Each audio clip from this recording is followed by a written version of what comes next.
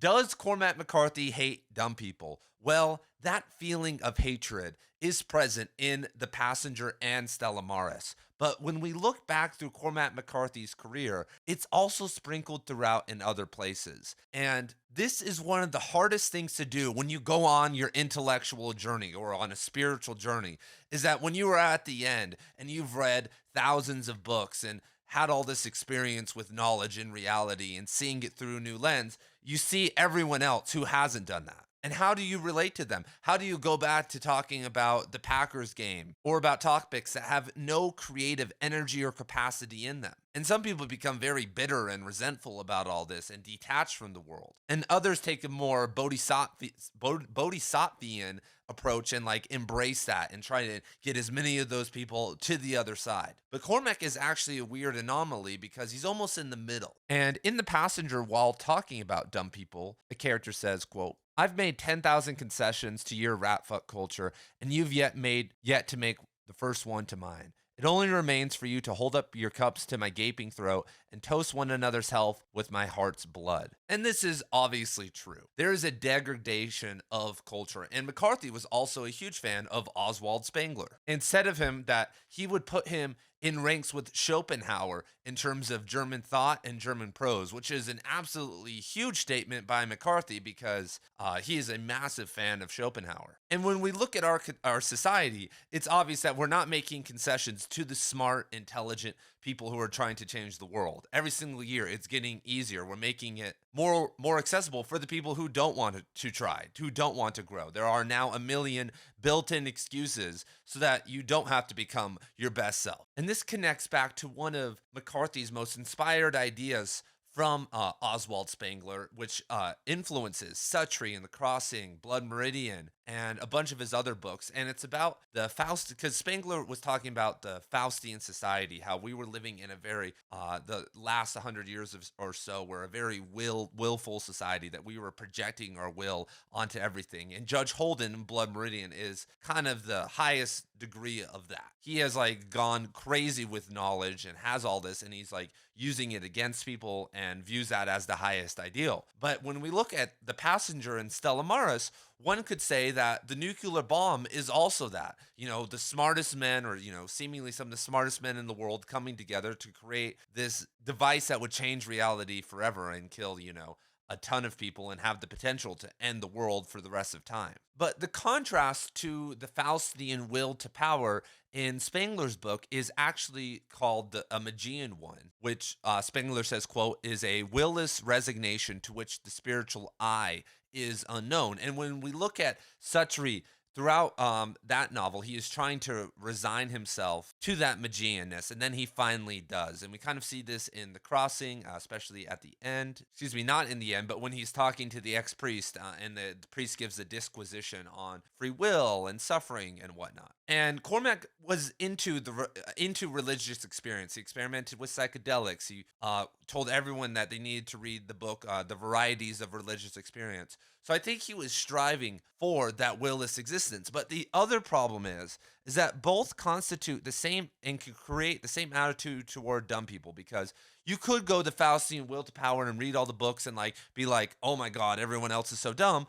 Or you could practice resignation, renunciation. And if you do that also, you could see how attached everyone is to society, to dumb things. And that's what I always say to people. I'm like, guys, you need to either pick one of two paths. Like, this is my advice to myself and to other people. Because in the Western world, it's very different from the East. People try to conglomerate like Eastern philosophy and Western philosophy, but the East is based on renunciation, and you can't renunciate and try and act and apply a Eastern framework to reality, but still be connected to the matrix. Be not renunciating in the areas that you want to, and then have a meditation practice and do all this. It doesn't really work, and you're not going to get the total benefit out of it, because you can take more of the Western approach, which wasn't just available in Christianity, but also in Western occultism, which is trying to get the most out of life. When we look at the two different approaches for therapy and therapeutical applications in terms of mental health. In the West, it was through active imagination, and its kind of peak was Carl Jung talking about active imagination. But that's why we had all these stories, and that literature and whatnot was so big for us, because we were trying to connect more to God, have more, and that was our path to enlightenment and to salvation. But in the East, they were obviously meditating and doing stuff like that. And there can be a discussion on which one has more merit, but they are both polarized. And the more you go into one, the more you're going to get out of it. But you can't do both at once, because you can use meditation and yoga and all these things on a path of maximalization, just as you can use story and whatnot on a path of renunciation. That's why Zen monks use koans and whatnot. So I think McCarthy was interested in both aspects of this reality and kind of understood this divide. Because when we transport ourselves back to McCarthy's early life, from what I can tell, he was a very high Q individual, and that's what he talks about in The Passenger all the time. He makes fun of low IQ individuals like 5 or 6 times. So he has to be a pretty high Q individual, because if you're IQ of 95, but like you've worked really hard and you have read a lot of books and whatnot, you're not going to be making fun of people with low IQs, because that kind of is very self-deprecating in the most genetic way. But high IQ individuals, excuse me if I've been saying Q, love to talk about their high IQ all the time because it makes them feel better. But there also is a obvious scientific correlation to people with high IQs and doing well in very logical things like mathematics and physics. So I think Cormac was very skilled in that, because he didn't really get back into mathematics and physics until, what I can tell, his mid 30s or so. I think he was into it, but he really started getting back into it in his 30s and 40s. And that's pretty hard. I'm sure you haven't done math or physics in a long time. And imagine getting back into the actual math part of it, because Cormac was doing the math. Like, I love to read like books about physics and books about math, but I'm not the greatest at math. One of my sketchier moments in my career is that at the start of my teaching career, there were no English teaching jobs available. So I hopped in for the second semester in an Algebra 2 job. And I hadn't done math in probably 8 or 9 years. So I'm teaching Algebra 2 to this class, and I have no idea what's going on. So I'm trying to scramble and like learn it all. And I've never was very great at math. And it was a lot. It was very taxing to get back in math mode. And like, even after 4 or 5 months, I still wasn't all the way there yet. And that's just Algebra 2, which like most people find very easy. We're not talking Calc 3 and some of the other stuff that I'm sure Cormac had to get into, understand some of the physics that he was analyzing. So Cormac's this high IIQ individual, and he moves through life and he wills his way through life. He specifically leaves in 1953 away from Knoxville. He's attending the University of Tennessee and being around all the people that we see displayed in Suttree. And he's like, you know what? I don't like this. I don't like being around these dumb people. I'm going to go join the Air Force, which maybe wasn't the greatest idea to go be around high IQ individuals, but it was a way to get himself away from that so that he could focus on himself. And that's what he did. He started reading and writing and exploring self-development in that time in the military for the first time in his career. And he was away from his family all the way up in Alaska. And that was probably a time where he fell in love with the West and got a deeper relationship with nature. It's also cold as hell in Alaska all winter, and it's really easy to just go internal and read and write all the time. So when he comes back from the Air Force, he attends the University of Tennessee and he decides not to graduate. He only is 1 credit short from graduating, but was like, I don't need this because I'm going to be a writer. That is a very defiant stance. That's a stance that's very confident, and he was very confident. He had 2 wives leave him and 2 relationships end, one of which he had a child in, because he didn't want to give up on this dream that he knew he could accomplish. He was looking at his writing. If you write Outer Dark or Suttree and you're only making a couple $1,000s and you're living in abject poverty, you could either give up, or you could be like, I know this is objectively good, and if I keep going, something's going to happen. And in 1974, he leaves his second wife because she was basically giving him ultimatums like, hey, you need to start writing more marketable books. I need money. Like, this is terrible, because she was raised in a very affluent manner. And McCarthy moves to El Paso, and this was when he had his renaissance in terms of the occult and of science and all these different things that we see starting to show up in Suttree, Blood Meridian, and like Whales and Men, for instance. That whole era was very new to him. And in 1981, he receives the MacArthur Grant and Fellowship, and he can hang out with Murray Gell-Mann, if I'm saying that right. Everyone's like, it's not Gell-Mann, it's Gell-Mann. And I'm like, do you think I'm listening to podcasts about physics or care if it's Gell-Mann or Gell-Mann? Get over yourselves, everyone. But he starts hanging out with physicists and getting involved with the early kind of groups that would later form the Santa Fe Institute. And I think this catapulted him to a new level because in 1981, he receives basically $1 million in today's money from this MacArthur Fellowship. But one of the things you have to go do is you have to go hang out with these fellows. You have to go, I think, to this big old mansion. I don't remember where it was. And you have to hang out with them. And one of the two authors that were also there with them, there were all these really smart people there, like biologists and physicists and like obviously Gell-Mann and whatnot. But there were two authors with them, Robert Penn Warren and Leslie Marmon Silko. And it's so crazy to think that. And in that interview with David Krakauer, the 2017 one, Couldn't Care Less, he says that there were these writers there, and he's referring to Robert Penn Warren and Leslie Marmon Silko, who didn't know what to do because everyone was just talking about science. Everyone was so interested in science, and those two felt really out of place. But Cormac loved it. So he was basically right there taking a shot at Leslie Marmon Silko, who is one of the most accomplished Southwestern writers outside of Cormac McCarthy, and Robert Penn Warren, which I thought was very funny. But I think for maybe the first time in his life, Cormac McCarthy wasn't the smartest man in the room, because we have Cormac, who high IQ individual, very smart in childhood, very well read, lived in Tucson, then El Paso, was occupying pool halls and bars with kind of common folk. He probably was, once again, the smartest guy in the room most of the time, if not all of the time. And there was some commenter when I said this about myself, because I'm like, guys, when you read a lot of books, sometimes when you're at a party with a bunch of idiots, you're like, I am the smartest person in this room. And they're like, the smartest person in the room is actually the dumbest person, because not knowing his knowledge. And shut the fuck up. Like, what are you guys doing? This isn't a personal development seminar, even though I love to talk about personal development. This is literary analysis on a channel that actually believes in hierarchy and objectivity. So we actually can rank people, sadly. Anyway, Cormac was not the smartest guy in the room by a long shot. And I think that really sparked something in him, because he goes all science. From what he said in the interview and what I can see from his writing, he actually got really deep into science, because in 1981 and 82, he was actually said he was working on The Passenger again. There was actually this big revival that he was supposedly seeing down in New Orleans, and was telling people that he was doing research down there,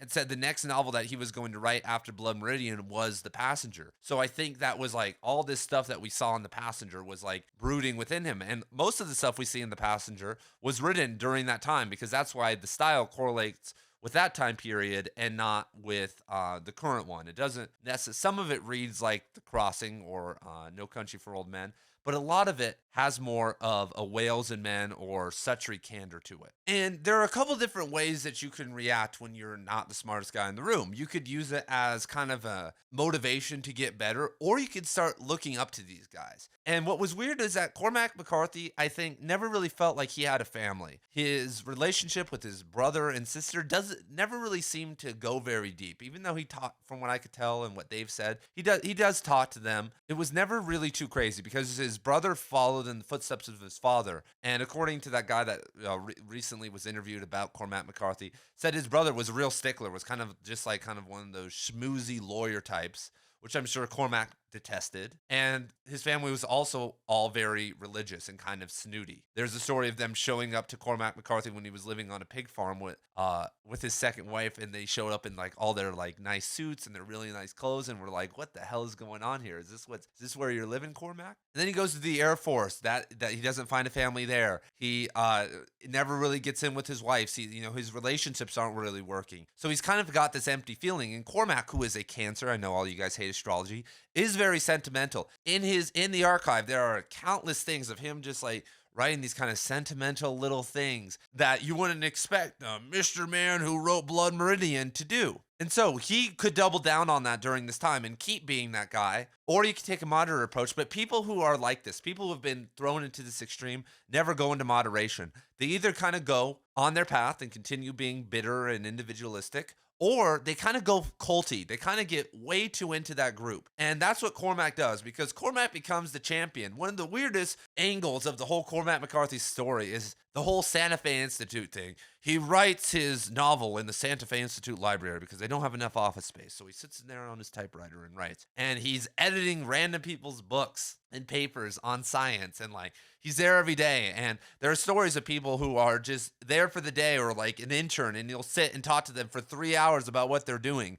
They have a random paper on, the genesis of high desert grasses in October, in the blank, whatever. And he'll sit and talk to people about it. Like a ton of people have said that. So he's really interested in this project, in these people. And when you read his motto, we want the smartest people. It doesn't matter who, it doesn't matter your age. We'll bring you here if you are doing something revolutionary. And the whole mission of the Santa Fe Institute is this idea of complex systems. And it never really panned out, as we saw. But in the 90s, when he was there and how everyone was talking about the Santa Fe Institute, they really thought, with their kind of libertarian science philosophy, funded by none other than Jeffrey Epstein, that they were going to like make this radical change and be at the heart of discovery in terms of complex systems. And I think that turned out to be way harder than they thought. Or they knew it was hard and were just hoping for the best. But anyway, Cormac becomes kind of a champion of this group that is somewhat flawed, that is, very, very scientific. I mean, we'll just be honest, it's as far as you can get on the end of objectivity, even though it seems like a fun place and everyone's very well read on like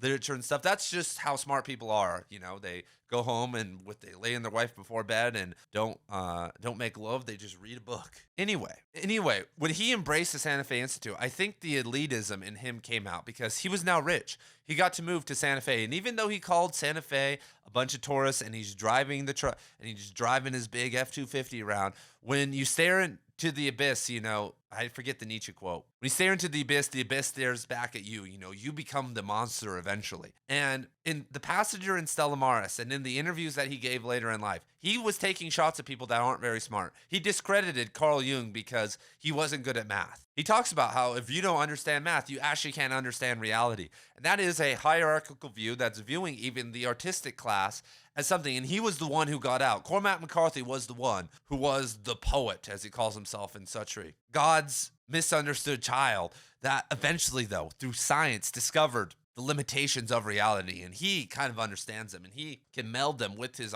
artistry to be able to be the greatest ladies' man of all time. But what's interesting, once again, is that Cormac isn't that shallow. Even though I'm sitting here and I'm making jokes and we're kind of doing this analysis, and I do think he became kind of snooty about the Santa Fe Institute and about people being very smart, because what else would you expect? I mean, that would happen to me. If I was hanging around the smartest people in the world all the time, imagine how much higher that would take you, like real smart people. I already feel disconnected from people, but most of my friends are just common everyday dudes. I have a couple friends I talk to on the phone every once in a while that are like uber smart, but overall I'm just living a normal existence with normal people. Imagine if your whole social circle and you were going to events and they were all world-renowned scientists, and when you did correspond with writers, they were the best writers in the world. But I feel like Blood Meridian, Judge Holden, Anton Chigurh in No Country for Old Men, and then Alicia and Bobby Western are Cormac McCarthy's critiques of hyper-rationality, because he does lend himself to story, to feeling, to love, and that's kind of one of the themes of Cormac's work. He isn't totally gone, because Anton Chigurh with the coin flip, that is just as rational as you can get. Judge Holden has that deep Faustian will I was talking about at the start. And then we see Alicia and Bobby, who are so rational and so screwed up from rationality, from the sins of the father of the nuclear bomb and the mother and her involvement in it, that they are maybe both schizophrenic, if we want to take that theory on The Passenger, and are in love with each other and can't even let that love live out, can't even let that or resolve that. They don't even talk about that. Like, I'm not calling for that they need to get together and make a baby, which seemingly they do in the story, but that they need to resolve their feelings and work this out and say, this is what we're going to do, and we're going to make this final. Whatever choice, we're going to break up and not worry about this anymore, or we're going to do this. And Stella Maris is so weird because it's crotchety old Cormac writing, and he's literally taking shots at people who are dumb and talks about it multiple times. And I don't think, It's interesting because I think Alicia would feel that way, and she kind of does have that pizzazz and that spunk as this, kind of crazy genius female who's gone awry and she knows more than everyone and she's like an OG and stuff. But I also feel somewhat suspicious that some of those times are when I feel like she's not talking because she is a female. She is in tune with her emotions. She has experienced deep amount of love. She is like hallucinating. She's passionate about her suicide. She's doing that in an empathetic way to kind of end the whole saga with her and Bobby and like release him. There's like a lot of emotional things working there. So she's not necessarily totally hyper rational, but that's within her, and that seems to be her degrading. So that is Cormac McCarthy critiquing all of this, but there is that whole him making fun of dumb people, which I think kind of gets into the complex systems of the Santa Fe Institute, and him watching how the world's declining and kind of his Spenglerian sense, because he does mention Spengler once again in those interviews. And once again in Stella Maris, which was mostly written after 2013. So I think a lot of that was still on his mind, and he was watching it all happen in front of him. He was watching his son, who I think graduated in like 2016, 2017, being on Twitter, being on Instagram, even if he wasn't, but watching all that culture. And like, how do you comprehend that when you were born in the 1930s in Knox, and were raised in the early 1940s in a small town in Tennessee? He became Arthur Omby, but he is just like a really smart Arthur Omby, who was the main one of the main characters in The Orchard Keeper. So this was kind of a deep analysis, kind of went a lot of different places. What do you guys think? What do you think his thoughts are on dumb people? I think he does. I couldn't find it, but I think he does discuss eugenics. If anyone wants to talk about his ideas on eugenics in The Passenger, Stella Maris, that would aid in this, because eugenics is kind of one of those pivotal points. When you become really smart, there's that decision. Do we only let the smart people breed, or do we let everyone reproduce? And I'm with the latter. I think that you can't. Eugenics always leads to more problems down the road, and the real solution is to educate as many people as you can. And so that's really the only solution to any problem is education. But we'll talk about that in a different video, and I will see you there very soon. If you guys want to follow my Instagram, which has a bunch of Cormac McCarthy content, get a Cormac McCarthy t-shirt, join the Cormac McCarthy course. Links are down in the description below. I should have said that at the start of the video, but I didn't, and I will see you guys in the next one.